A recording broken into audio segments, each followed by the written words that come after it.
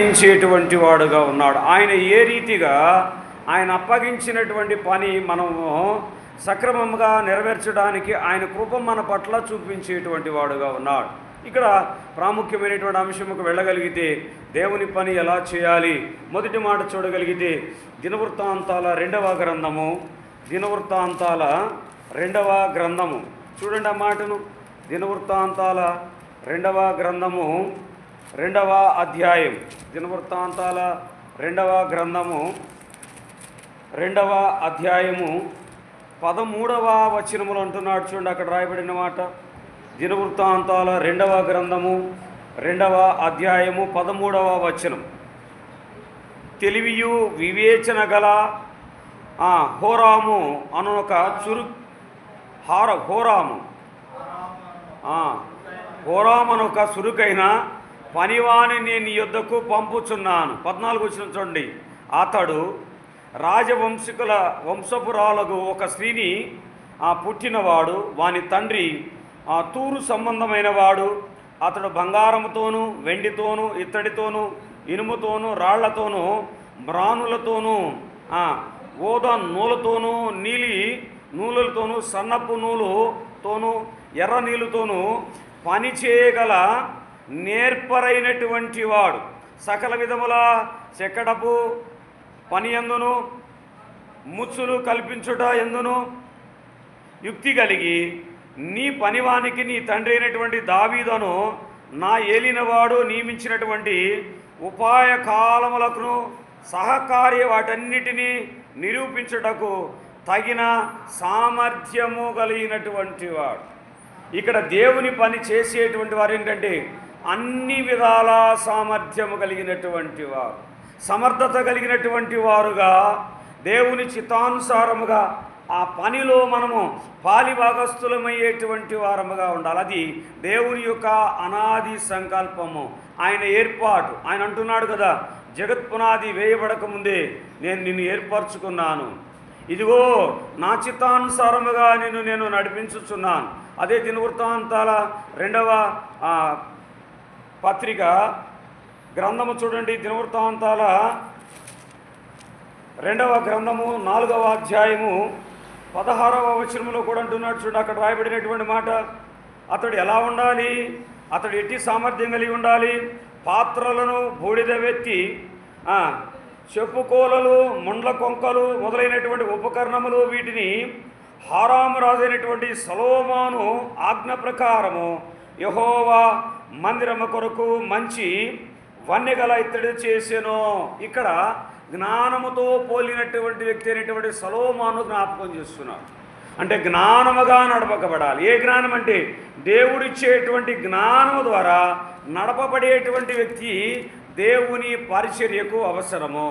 రెండవదిగా చూడగలిగితే సమూయేలు మొదటి గ్రంథము 18వ అధ్యాయం.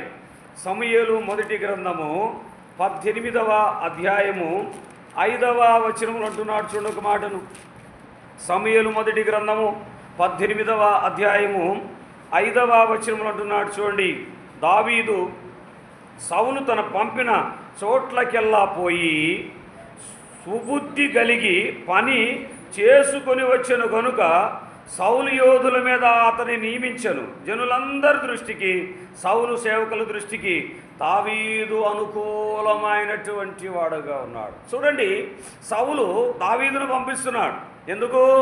సుబుద్ధి కలిగినటువంటి వాడు, మంచి బుద్ధి కలిగినటువంటి వాడుగా, యోధుడుగా దావీదు ఉన్నాడు. కాబట్టి దావీదును పంపుతూ ఉన్నటువంటి వాడుగా ఉన్నాడు. ఎందుకు పంపుతున్నాడు? దేవుని యొక్క కృప వలన ఏర్పడబడినటువంటి వాడు దావీదు. ఇదిగో అడవిలో గొర్రెలను కాసేటువంటి దావీదును ఎంచుకున్నాడు. ఇదిగో తృణీకరించబడినటువంటి ఆఖరి వాడు దావీదును దేవుడు కోరుకున్నాడు. దేవుడు ఏ రీతిగా కోరుకున్నాడు?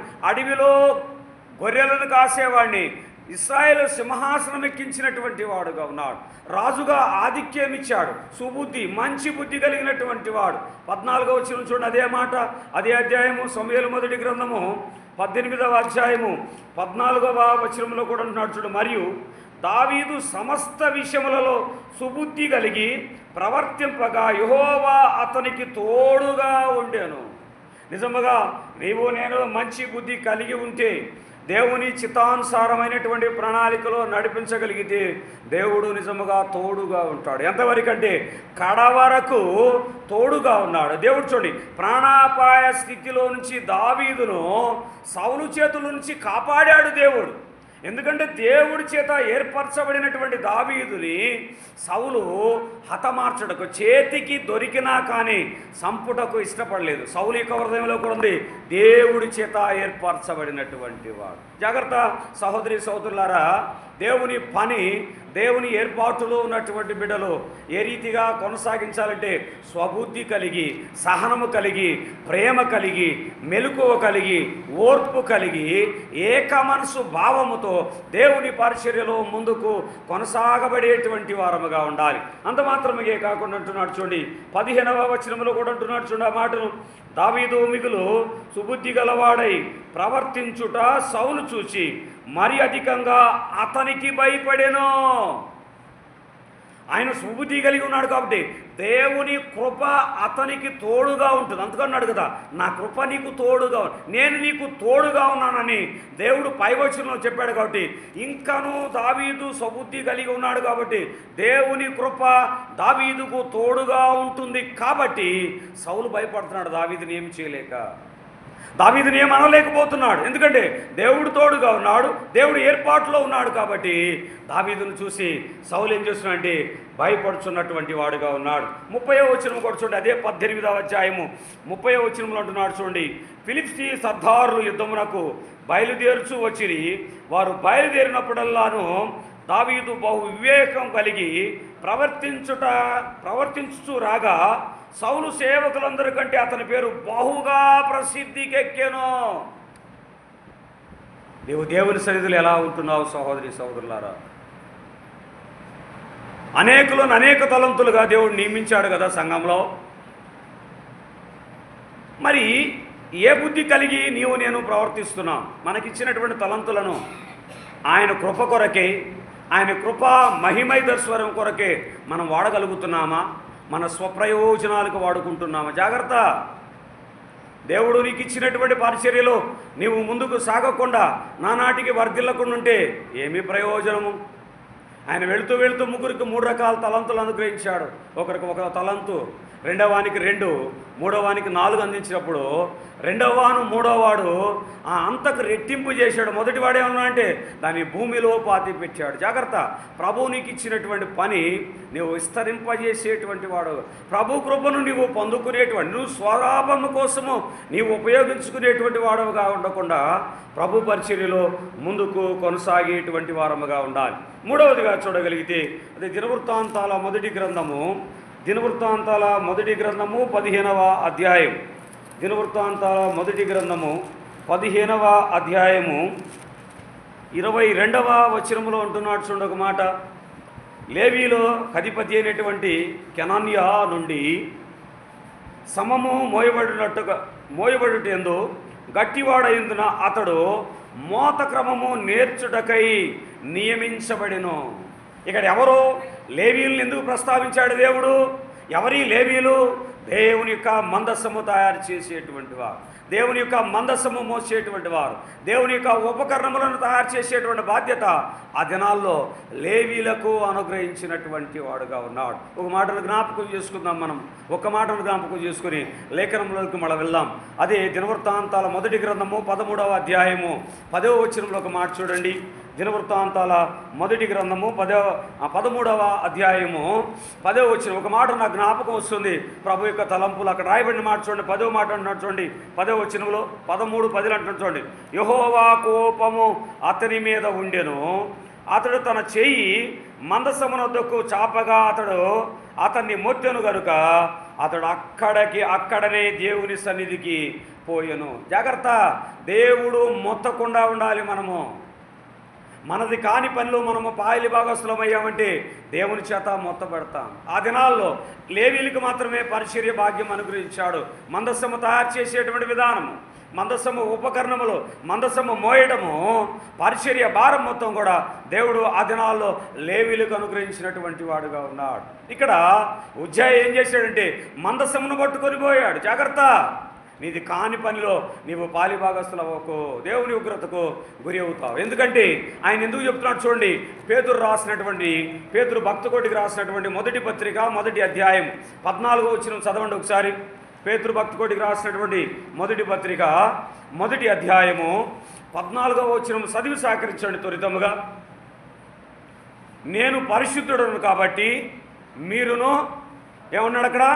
పరిశుద్ధముగా ఉండమంటున్నాడు.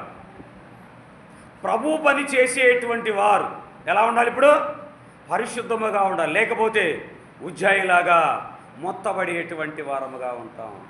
నీకు అప్పగించబడినటువంటి పరిచర్యలో నీవు యథావిధిగా బలానమ్మకమైనటువంటి దాసురాలని అనిపించుకోవాలి. కానీ మనది కాని పనిలో మనము పాలిభాగస్తులము కాకూడదు. 4వ చూడగలిగితే అంటున్నాడు చూడండి. అపోస్తులైనటువంటి పౌలు కొరింథీయులకు రాసినటువంటి మొదటి పత్రిక 15వ అధ్యాయం. అపోస్తులైనటువంటి పౌలు కొరింథీయులకు రాసినటువంటి మొదటి పత్రిక 15వ అధ్యాయము 10వ వచనంలో అంటున్నాడు చూడు ఒక మాట. అపోస్తులైనటువంటి పౌలు కొరింథీయులకు రాసినటువంటి మొదటి పత్రిక 15వ అధ్యాయము 10వ వచనంలో రాయబడిన మాట చూడండి. అయినను నేనేమై ఉన్నానో అది దేవుని కృప వలనే అయ్యున్నాను. అంతేగాని మన చిత్తానుసారముగా మనం ఏది కావాలనుకుంటే అది కాలేమో. అది దేవుని చిత్తమై ఉండాలి, అది దేవుని ప్రణాళిక అయి ఉండాలి, అది దేవుని ఉద్దేశమై ఉండాలి. అది కదా అంటున్నాడు అక్కడ రాయబడినటువంటి మాట చూడండి. అయినను నేనేమై ఉన్నానో అది దేవుని కృప వలనే అయి ఉన్నాను, మరియు నాకు అనుగ్రహింపబడినటువంటి ఆయన కృప నిష్ఫలము కాలేదు. కానీ వారి అందరికంటే నేను ఎక్కువ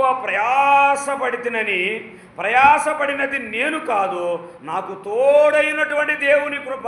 కొంతమంది అనుకుంటాడు నేను అమితంగా ప్రయాసపడుతున్నాను. దేవుని పరిచయలో ప్రయాసపడేది మనం కాదు.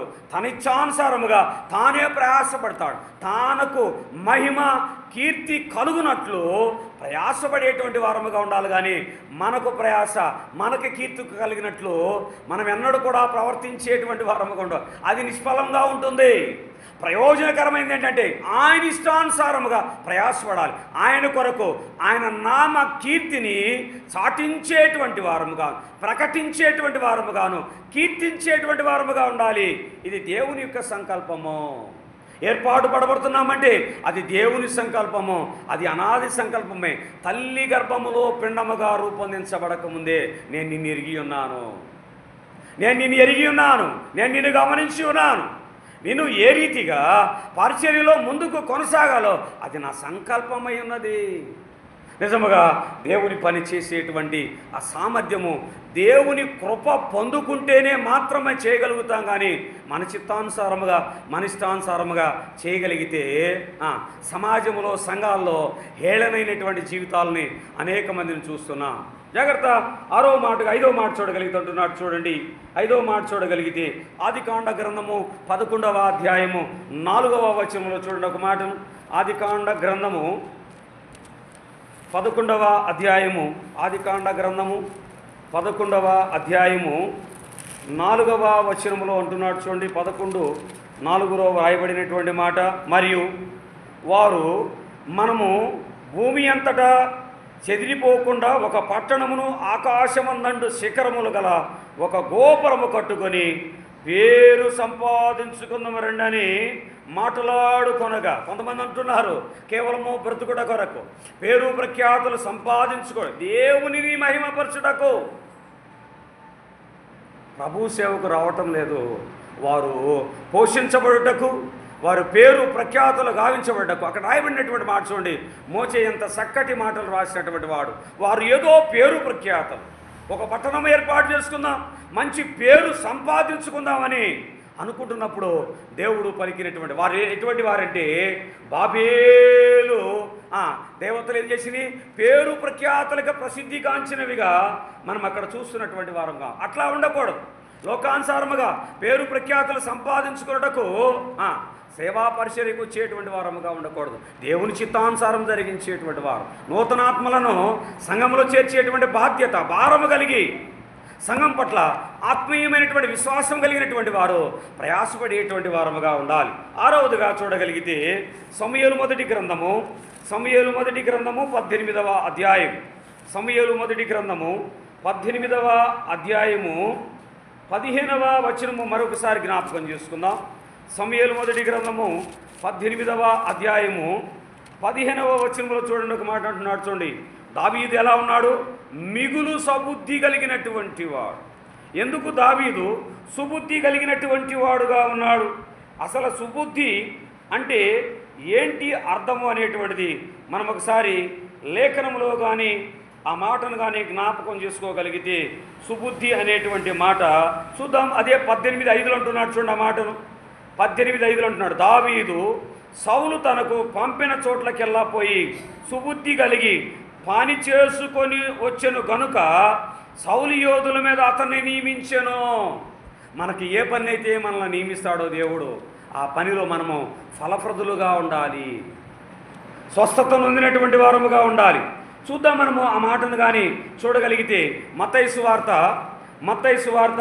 25వ అధ్యాయము, మత్తయి సువార్త 25వ అధ్యాయము మొదటి 5 వచనాలు అంటున్నాడు చూడండి. మత్తయి సువార్త 25వ అధ్యాయము మొదటి నుంచి 5 వచనాలు అంటున్నాడు. పరలోక రాజ్యము తమ దివిటీలను పట్టుకొని పెండ్లి కుమారుని ఎదుర్కొనుటకు బయలుదేరిన 10 మంది కన్యకలను పోలి. ఎవరిళ్ళు? బుద్ధి కలిగినటువంటి వారు ఉన్నారు, బుద్ధి లేనటువంటి వారు ఉన్నారు. బుద్ధి కలిగినటువంటి కన్యకలు ఏం చేశారు? ప్రభువును చూశారు. బుద్ధి లేనటువంటి వారు ప్రభువుని చూడలేదు. ఇక్కడ ఆత్మీయమైనటువంటి స్వబుద్ధి కలిగినటువంటి సేవా పరిచర్య జీవితం ఉంటే రేపు పరలోకంలో వారికి దేవుడు స్థానం అనుగ్రహించబోతున్నాడు. లేదంటే లోకులు పోవలసినటువంటి మార్గంలో తాను కూడా వెళ్ళేటువంటి వాడుగా ఉన్నాడు. లోకులకు ఇచ్చేటువంటి తీర్పు, ఇదిగో తేలిపోయేటువంటి తీర్పులో వాడు కొనసాగబడేటువంటి వాడుగా ఉన్నాడు. సేవా ప్రయాసాలు ఎలా ఉండాలంటే స్వబుద్ధి ఉండాలి, సొంత బుద్ధి కాదు, సొంత ఆలోచనలు కాదు, కానీ దేవుని చిత్తానుసారమైనటువంటి జ్ఞానమును అడిగి పొందుకొని దేవుని చిత్తమును నెరవేర్చేటువంటి వారుగా ఉండాలి. దేవుని పనిలో మెలకువగా ఉండేటువంటి వారు. చూద్దాము 7వ మాటగా చూడగలిగితే చూడండి. అదే మత్తయి సువార్త 25వ అధ్యాయము 2 నుంచి 6 వచనాలు అంటున్నాడు చూడండి. అక్కడ రాయబడిన మాట 2 నుంచి 6 వచనాలు అంటున్నాడు చూడండి. వీరిలో 5 బుద్ధి లేని వారు, 5 బుద్ధి గలవారు. బుద్ధి లేని వారు తమ దివిటీలను పట్టుకొని తమతో కూడా నూనె తీసుకొని పోలేదు. బుద్ధి గలవారు తమ దివిటీలతో కూడా సిద్ధెలలో నూనె తీసుకొని పోయేది. పెండ్లి కుమారుడు ఆలస్యము చేయగా వారందరూ కొనికి నిద్రించుచుండిరి. అర్ధరాత్రి వేళ ఇదిగో పెండ్లి కుమారుడు అతన్ని ఎదుర్కొన వచ్చాను, రండని కేకలు వినబడేను. సిద్ధపాటు కలిగినటువంటి వారు ఎలా ఉన్నారంటే ప్రభువును చూశారు. ఎవరు? బయలుదేరినటువంటి వారు 10 మంది. 10 మందిలో 5 బుద్ధి లేనటువంటి వారు, 5 బుద్ధి కలిగినటువంటి వారు. బుద్ధి కలిగినటువంటి వారు ఏం చేశారు? సిద్ధులలో నూనెతో పాటు అదనంగా నూనెను సంపాదించుకున్నారు. జాగ్రత్త, ఇక్కడ స్వబుద్ధి కలిగినటువంటి సహోదరి సహోదరులు ఏం చేయాలంటే వారికి దేవుడు అనుకూలపరిచినటువంటి విధముగా ఏం చేయాలి? దినదిన ప్రవర్ధమానత్వము. మనము దేవుని సన్నిధికి వెళుతున్నాం, దేవుని మాటలను లోక సంబంధులకు మనము తెలియపరచగలి సత్య సువార్తను ఒకరినన్నా మనం తోడుకొని వచ్చేటువంటి వారముగా ఉండాలి. అట్టి సిద్ధపాటు కలిగినటువంటి వారముగా ఉండాలి. ఇది దేవుడు నేర్పిస్తున్నటువంటి పని కదా. నువ్వు ఎన్నాళ్ళు ఒంటరిగా నీవు వస్తావు, నీ కుటుంబం రాదా, నీ పిల్లలు, నీ భర్త, ఎవరో రాకపోవడానికి కారణం ఏంటి?